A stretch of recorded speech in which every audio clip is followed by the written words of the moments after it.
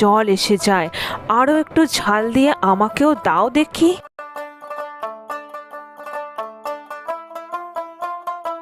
হ্যাঁ, এইবার ঠিক আছে। রোজ এই টক ঝাল ফুচকা না খেলে আমার মনটাই খারাপ হয়ে যায়।